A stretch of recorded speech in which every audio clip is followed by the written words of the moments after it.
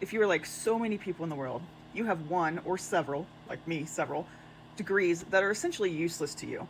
The reality is they don't help you make any real money or survive in the real world in the ways that you need. And so in that way, they're useless. Maybe the knowledge isn't useless, but in terms of survival, they're pretty much useless. And like me, a lot of people have a ton of student loan debt from getting those essentially useless degrees.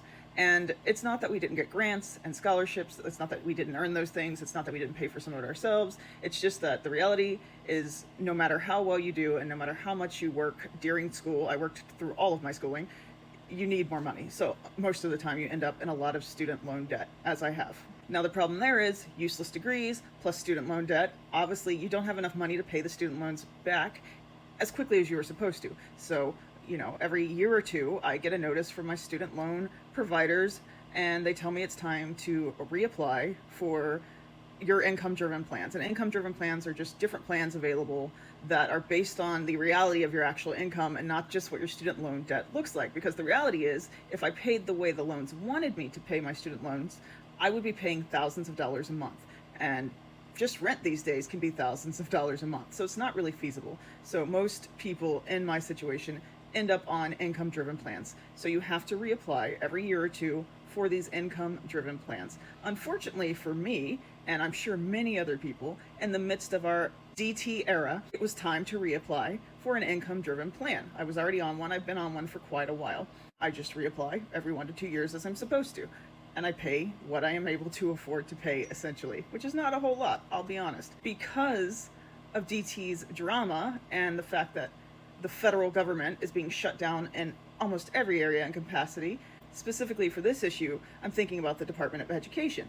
And so I received a notice from my student loan provider letting me know that they have essentially put my student loan accounts and my debts into an automatic forbearance for only 60 days, but an automatic forbearance. And if you're not familiar, this is just essentially an emergency stop that's meant to protect people paying back their student loans, like me, like many others.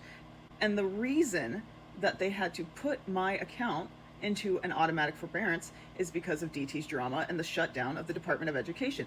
Because they cannot actually finish confirming my income driven repayment plan again, and they're not sure when they'll be able to do that, the best they could do was put my account into an automatic forbearance so that I wouldn't face a bunch of additional penalties and people coming after my paycheck and all kind of drama on my end just because DT is creating drama and an absolute shitstorm on his end.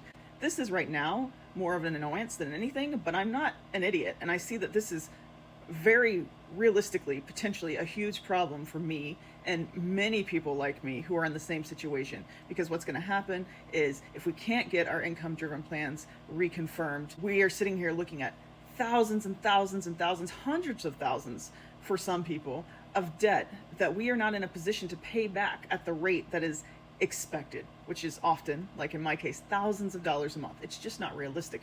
We can barely afford to live as it is.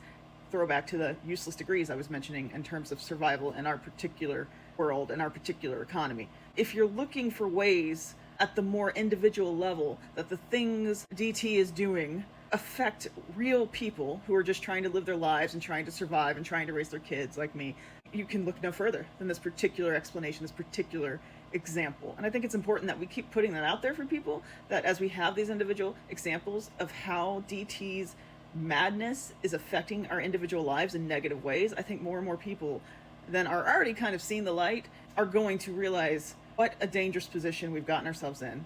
And the more people that realize that, the more chance we have of fighting back in a way that's actually effective.